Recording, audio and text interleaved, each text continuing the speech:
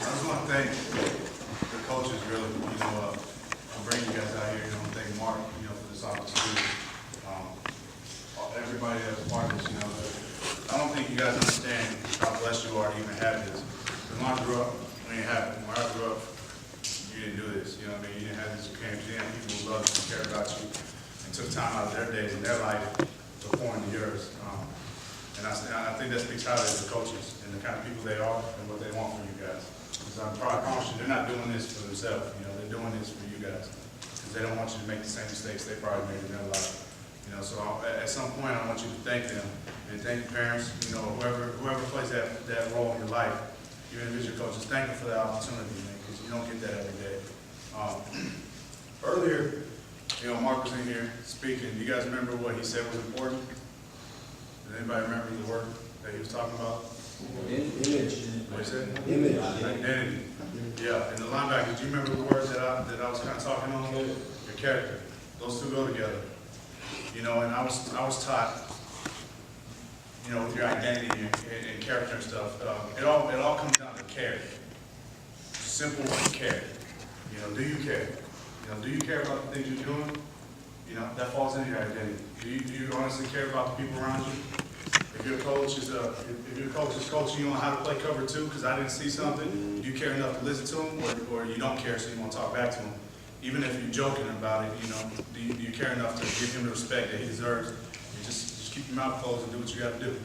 There's too many people out there who do a lot of this. Well, how many people are going to do this and then do their job? Yes, sir. Yes, sir. You should be doing this. Yes, sir. I know we're having fun, but at some point, you got to start becoming a man. You're in a position to be a man. And that's what falls into care. Do you care? C stands for character. What is your character? What are you doing when no one's looking? A stands for the best thing that was given to me by Howard V. Brown, evangelist. Guy's crazy. A stands for attitude. Every time I open my Bible, I see a sticker that says attitude. What's my attitude going to be? When I read this thing, am I going to read this thing to read it as a book, or am I going to read this thing to change my life, to help those around me? Am I going to come out here to play football just to play football, or am I going to come out here to learn how to be a better man and help those around me? Am I going to have the attitude that, oh, it's hot out here, I know that, but if I think in my head and I start telling myself it's hot, I don't want to be out here, my attitude is I'm not going to be out here. But if I tell myself that this ain't nothing, it's another day of practice. Okay, let's go. Coach is correcting me. He ain't yelling at me. He's not attacking me as a person. He's attacking me as what's my attitude? R, responsibility. What's your responsibility? What are you going to do? What are you going to do when you get home? What are you going to do with work? When you guys got homework? What are you going to do with studying? What are you going to do with your responsibility? And then E stands for your ego. Are you a guy that has a big ego? You're above everybody else. You're above the team. Or are you going to be that team player, that leader that you need to be? And that's what was brought to me. And now I can truly say I understand what that means. But when I was your age, that's what I'm about to tell you. I didn't know that. I didn't have, like I said, I didn't have this. I didn't have some NFL player come and speak to me and hang out with me and just really kick it with me like I'm one of the homies. I didn't have that. I don't know if y'all had, did you have that? That's unheard of. That's unheard of to have somebody who cares like that to do that. I never had that. When I grew up, man, I started playing football when I was like 6, 7 years old. The truth. I'll sit here and tell you that I was good. 6, 7 years old, I was really good. As a little kid. Always played a year above because I was so good. Started playing, never went to church. Parents who lived in the neighborhood where parents said, okay, you go to Sunday school now because everybody was going. Started doing that a little bit, but then I quit. I quit going to Sunday school because I was more worried about sleeping. I was more worried about me playing with my friends. Started doing that, hanging out with them. And that's where I started finding myself as an athlete. I was an athlete. All my friends loved the fact that I played sports. I was always the first person to pick everything I did. I was an athlete. Started falling into that. Boom. Went into junior high. Same thing. Was an athlete. Hanging out with some people that I shouldn't have been hanging out. I started hanging out with people at a young age that I shouldn't have. Taught me how to steal. They taught me how to break into people's houses, cars, all that stuff. I was hanging out with them. Junior high, I was smoking weed and I go to class. Junior high. To me, that's crazy. When I think about it now, when I look at my nephews, when I look at the kids that I work with, when I'm kidding me, I was in this shoe doing that. It's crazy to me. Kept doing that, playing football, kept getting better, playing Pop Warner, making All-American Pop Warner, started getting all these little trophies and everything as a kid. Then I get into high school. Man, man, same thing. I get in high school now.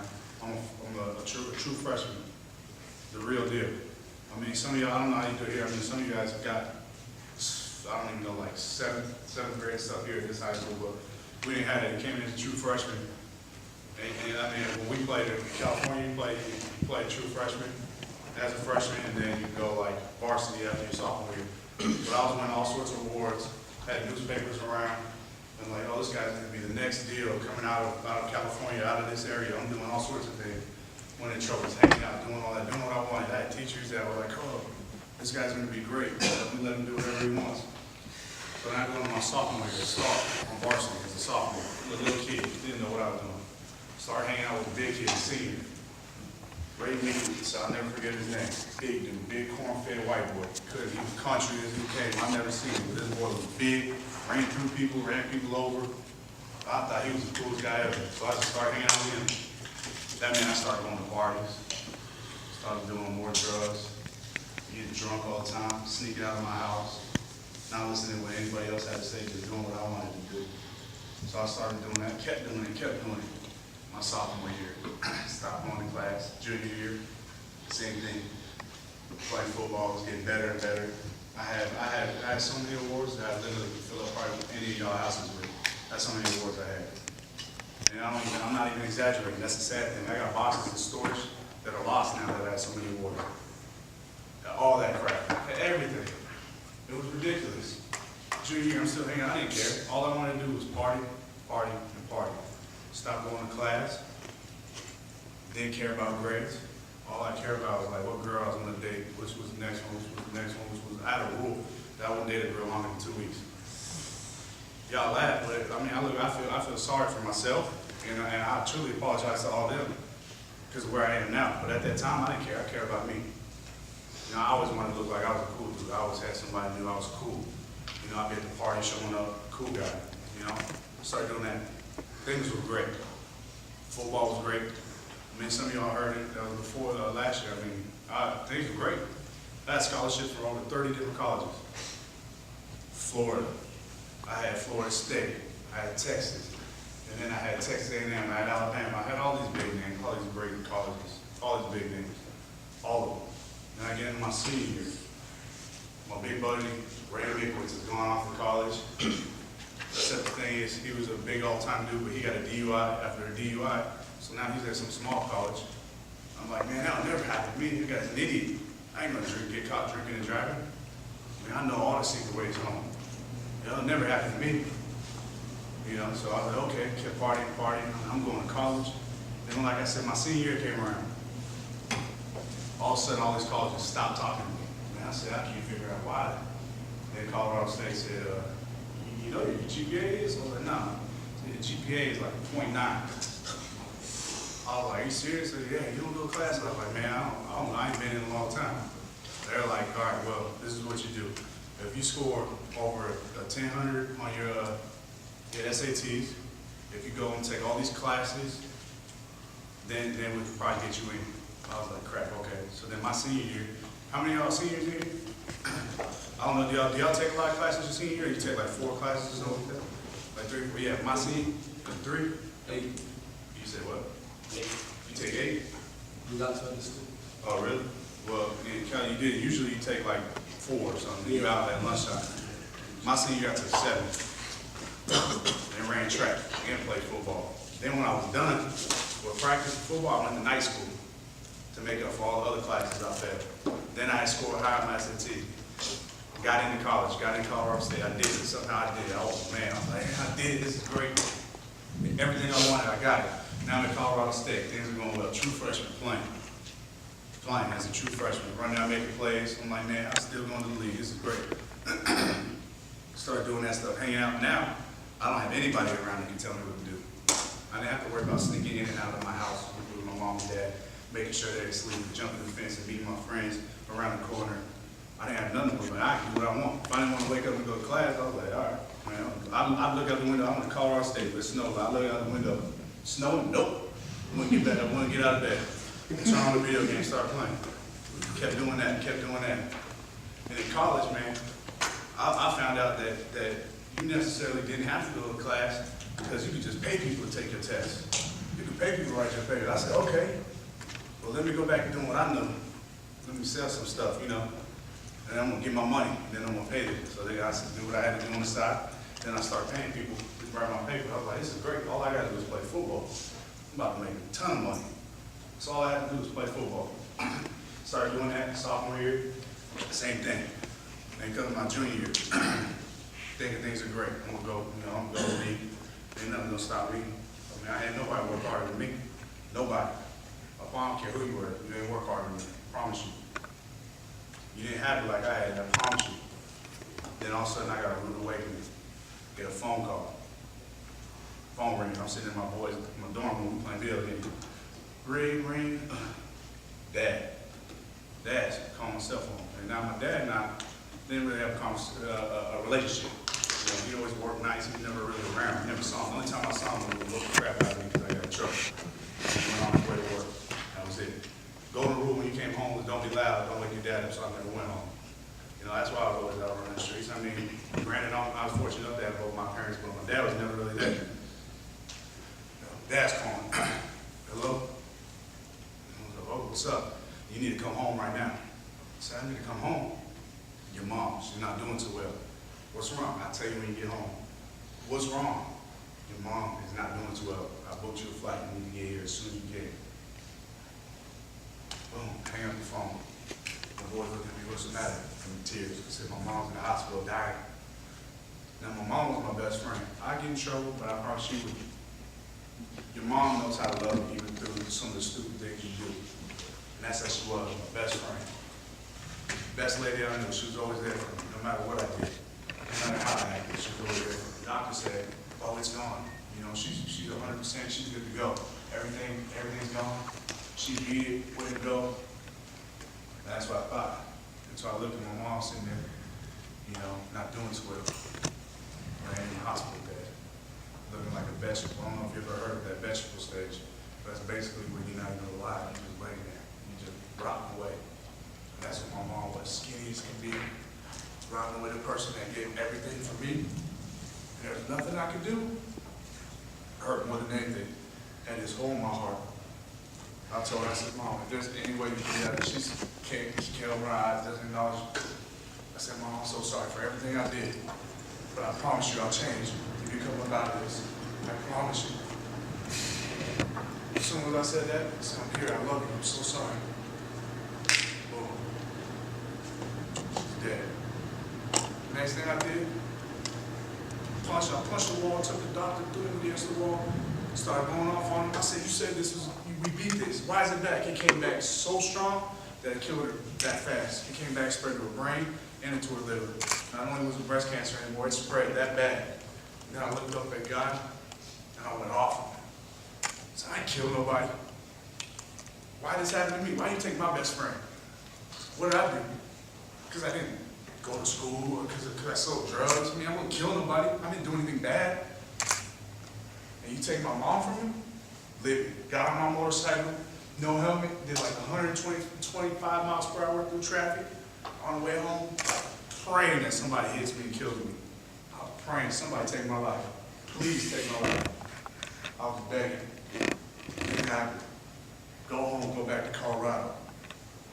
Sit in practice, mind's elsewhere. I just lost my best friend, the hole in my heart this big. Angry at the world, angry at God. Sitting in practice, one of my teammates, we were hot, squirted me water. I got up and beat the crap out of him. Lost my mind. He was like one of my good friends at the time. Like, what happened? Kicked me off the team. I was like, I don't be on the team anyways, I don't care. Quit football for a year, I'm done. Left. I spent that next year, my vow that whole year was I'm going to fight every single night I go out. Every night I went out and I was like, I'm getting in a fight. Every single night, I just started drinking and doing drugs. I tried to kill myself with drinking, almost killed my best friend, almost killed my little brother. I've almost killed so many people being an idiot, drinking and doing drugs, and trying to drive home like, oh, I'm straight. There are times where I'm like that, I don't even know I got home. I woke up on the middle of the floor, like, bro, where am I? Screaming out to my best friend, you in there? He's like, yeah. Like, how we get home? I don't know. Don't remember, can't remember a thing. I thought that was so cool. I go out to different bars, like I said, try to fight. I was living like so stupid that I didn't care. I almost got shot. I had a dude pull out his gun on me and try to bang on me, and I was like, okay, bam, punch him in his face and just start fighting. Then my friends pulled me off and then we took off running. This person tried to kill me. I pulled my gun out on people. I pulled my knife out on people and tried to stab them. I've gotten to the point where a cop tried to arrest me and I literally punched him and threw him down and escaped. I'm not supposed to be where I'm at. Do you realize it would take one time? I would never be where I'm at right now. That one time I would have got caught. Never knew who was looking out for me, but for some reason, I didn't get caught. Then I decided, okay, you know what, I'm gonna play football again because my mom was my biggest fan. So a year later, I go up into the office and I say, Coach, I'm gonna play football again. They say, well, you know, we kind of moved on a different direction. You're gonna have to start all over, da-da-da. They say, you know what? Honestly, I don't even want to be here anymore. I've got too many bad ties here. I want to go somewhere else. And they said, okay, well, we know all the coaches at Portland State. I had no clue where that was. And, you know, they told me, you know, Portland, we're going to this little school, some of our best friends coach there, we can get you in. I said, all right, I just want to play. Moved over there, closer to home. Started playing football there. All right, back. Started doing well. Showed up. They put me in the mix. Started balling. Couldn't stop me. Started, oh, okay. Then my coach was like, we're going to fight for one more year. Excuse me, we're going to get a hardship. Because I had lost my mom that year, so that year didn't count. So I got another year back, just that season. Started playing, was doing well. Then I started getting looked at by the NFL. It was like, man, you look like you're pretty good. You know, we want you to come play for our team. Okay. So I was like, all right, I'm gonna start working harder again. Here we go. So at 10 o'clock at night, that's why I told you nobody works harder. At 10 o'clock at night, I'm outside running sprints. But everybody else in there, at 10 o'clock at night, I'm suiting up, like, let's go. But everybody's asleep. In my mind, I'm like, that's when I need to work. I'm working my butt off, running, doing sprints, doing all this, go party, do all the same stuff, go run at night, run it off. I'm like, I'm getting it. Ain't nothing gonna stop me. Then in 07, I get that call. Phone ringing. Hello? Adam. Yep. This coach. We want you to come play for us. We want you to be a Tampa Bay Buccaneer. Man, I saw my name flash across that thing. Man, I was going crazy. I started crying. I said, it's true, it happened. Oh, yeah, it's happening. My friends, yeah, where we going? Where we going? Boom, we going out. We going out, spending money, doing this, living it up. Get the Tampa Bay. I was like, oh, I ain't messed up now. They gave me all this money. I'm about to party hard. Start partying harder. Be partying hard, buying everything. If you had it, I went and got it. Y'all laugh, I'm serious. If she was next to you, she was next to me by the end of the night. So was a friend. Oh, you laugh. that's how it was. Y'all laugh. But that's the sad thing. That was my mentality. That was my mindset. That was my identity. Like Mark said, that was my identity. You had that jewelry? Okay, I'm gonna go get that one. Better than yours. Better than yours. I spent so much money on being in Vegas. I spent so much money on jet skis. I spent so much money on cars, so much money on motorcycles, so much money on watches, so much money on friends. Friend called me up, I need a new TV. All right, go to Best Buy. I sent it out to you, go pick it up. Oh, you need this? How much? All right, here you go. Spending money left and right. Like it was mine to spend, just blowing it. Didn't care, doing drugs, doing all sorts of stuff. Getting up, going to practice. Man, that was a fun night last night. I'm still hungover. Get to practice. We talk about it in the locker room like it's all fun. But the whole time, I had that hole in my heart. And the only reason I think I was doing that stuff, well, I know now. But at the time, I was thinking, I said, the only reason I'm doing this is because I got this homework, man. I'm trying to fill it with everything. I don't want to remember the fact that I had my mom taken from me. And she didn't see me play football. That's all her goal was to see me play. She didn't want to see her boy play. That was it. I didn't have that. So I kept drinking, drugs, women, everything. Shopping. Man, I had, like you said, I had backpacks and shoes and all that stupid stuff. I had this crazy amount of stuff. Living life. Until one day one of my teammates was like, man, you know what? Why don't you go to church with me? I said, well, for what? I heard all about that. I had people, I went to Portland, man. That was one of those states where you had people sitting up there going, you going to hell if you don't repent right now with the sign, with the beard, and always screaming like crazy people. So I seen all that, man. That's not for me. That's for the birds. You know? And then finally, one day I said, all right, you know what? You keep blushing. You keep asking me, say, okay, I'm going to go. So I went and I sat all the way in the back. I was the dude that sat in the very top in the back so nobody could see me with the hat on. Didn't know I was there because Saturday night I was out. And Sunday, I'm in church hanging out. You know, I did that for a little bit, started moving my way closer and closer. Then one of my friends was like, oh, you go here, you should come sit with me. I said, okay. She's a little girl, you know, she was cute. I said, okay, I'll go sit with a friend of mine. Little did I know where she sat was right in front. I was like, how, man, you got me in the front right now? So I'm like fourth, fifth row, like I'm right there. I'm sitting there like, dang, man, and the whole time, you know, the choir singing, they doing the band doing their thing, and I'm sitting there like, man, I'm in the front. Then my pastor comes on, starts preaching on Jesus Christ. And do I know who he is? No. Do I know he's my Lord and Savior? Nah. What's he talking about?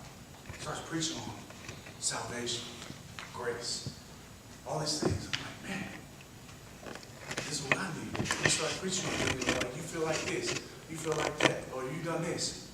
You think that Jesus won't take you as you are, all this. And I'm sitting there like, he's talking to me. The whole room went black. There was nobody except me and him. That's what it felt like. It felt like he was just talking just directly to me the whole time.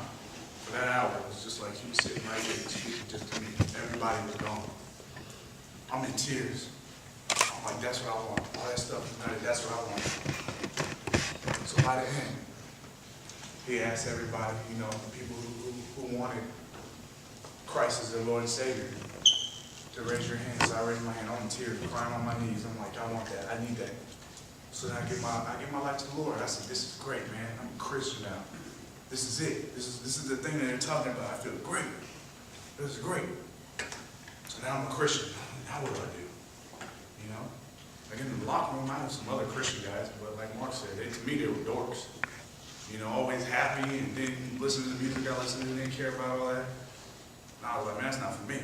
I'm not gonna handle that. I'm gonna be a Christian, but I'm still gonna be me. I'm gonna be that dude that everybody wanna hang out with. If you go into Tampa, there's a point where you can go into any place and ask them, they knew me. They're like, oh, he's this guy, da da da. I was always there. I still wanted that, but then I wanted Jesus Christ. So now I'm going back and forth. So Friday, Saturday, my party. They come Sunday.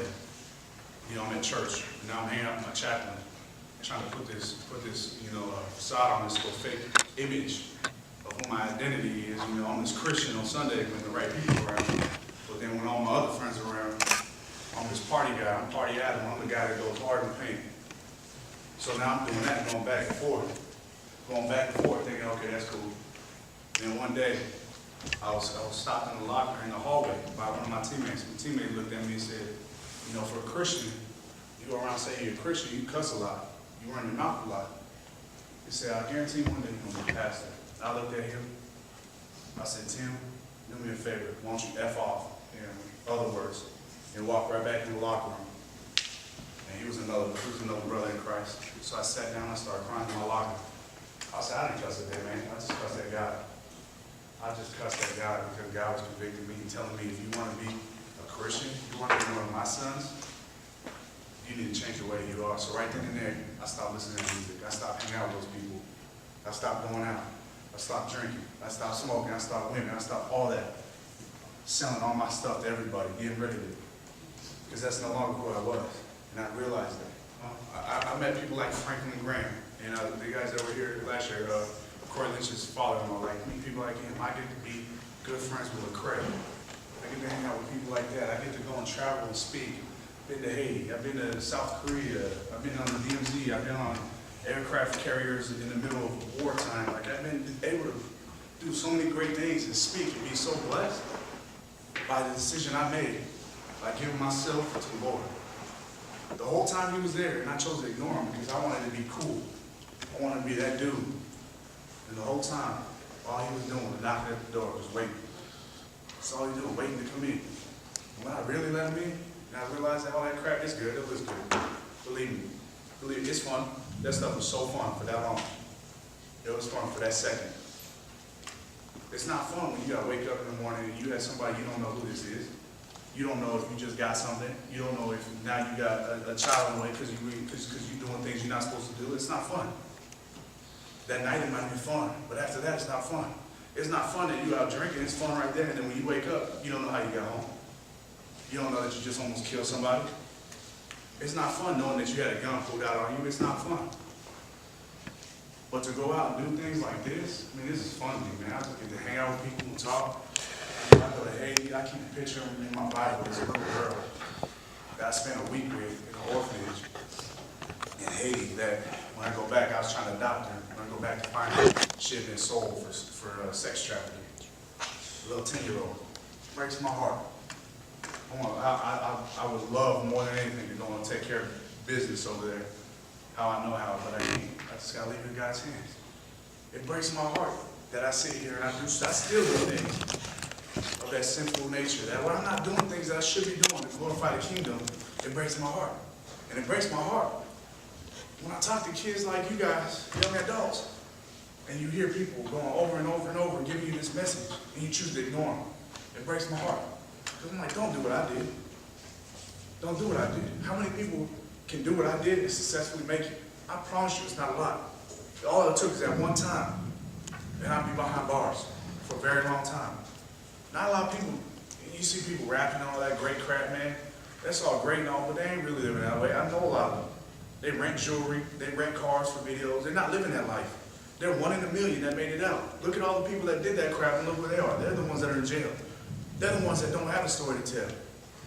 You know, so it breaks my heart when you guys sit there and you hear this, man. I just pray that you guys change. Don't go down the footsteps that I went down, and maybe some of your coaches went down.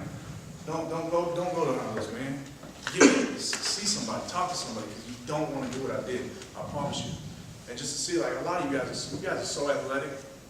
The game's changed now. But when I did, we didn't have all these athletes at this young age like y'all, man. So please just don't go down the road I went down, please. You know, it breaks my heart to see that. Man, a lot of you guys are talented, you guys are leaders, you guys are the force on your team and in the school, man. Use it in a positive way. Amen.